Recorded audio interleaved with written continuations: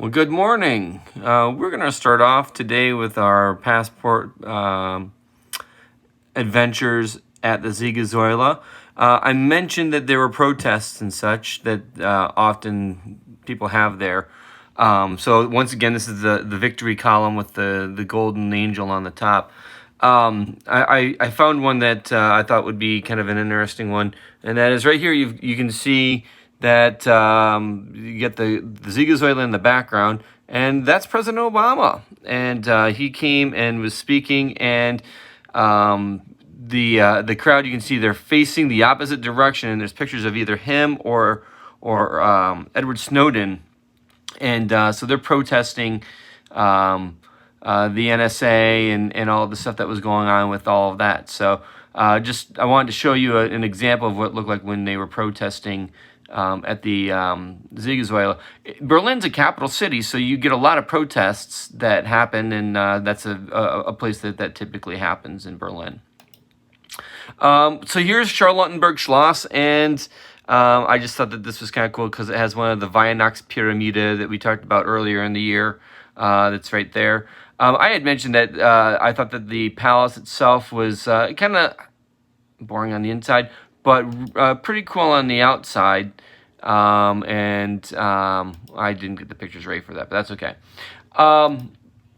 This is the Denkmal zur ermordeten Juden Europas, the memorial to the murdered Jews of Europe. Now, this is an aerial view. If you remember, it's a bunch of rectangular. They're supposed to be kind of like gravestones, and they're all different shapes and size. Well, not different shapes, but they're all different sizes.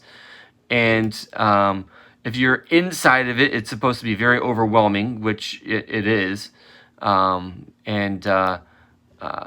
can see that they are, like I said, various sizes, supposed to be like tombstones. You can walk right through it, and like I said, you can get kind of overwhelmed when you're on the inside. This is so this is the Bahnhof Zoo, and we, on our vocab, we're talking about various things. First off, that's an S-Bahn that is in Berlin. So in Berlin, a lot of times the S-Bahns are both above and below ground, just because of the way that the city is. But you'll see here the S, of course, means for S-Bahn, U for U-Bahn. The numbers, it says 3 through 6. Now, that's the Gleis. If you remember on the one vocab I showed you, there was a Bahnsteig and a Gleis. So the Bahnsteig is where you get on the train, so where you steigen, where you board. And then the Gleis is the number. So you want to make sure that you go to the correct Gleis.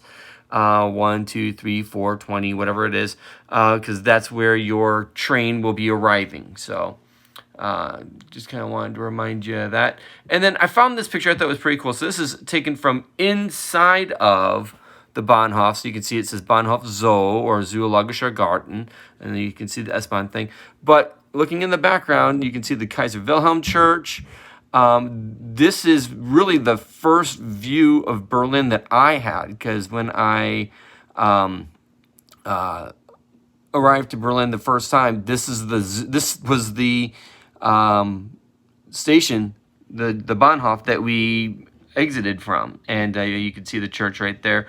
If you went to church in the church, you would go right into this is where the building is, where the actual church services take place. The old church is, of course, a museum now, and you have the building with the Mercedes on the top. That's a nice landmark when you're in Berlin, because you can see it from lots of different places and you can kind of orient yourself. But I decided to share that picture with you. We're going to go to Potsdamer Platz. So this is what Potsdamer Platz looked like during the Berlin Wall. You can see there's nothing. They took it out. They took out the Times Square of Berlin. And then this is what it looks like. Well, it's too hard to see, but this is what it looks like now. Let me see. There's a better picture. So this is at the Bahnhof, which is the main train station in Berlin. You can see it real well there. You can see the Deutsche Bahn symbol in the background. And so that's Potsdamer Platz.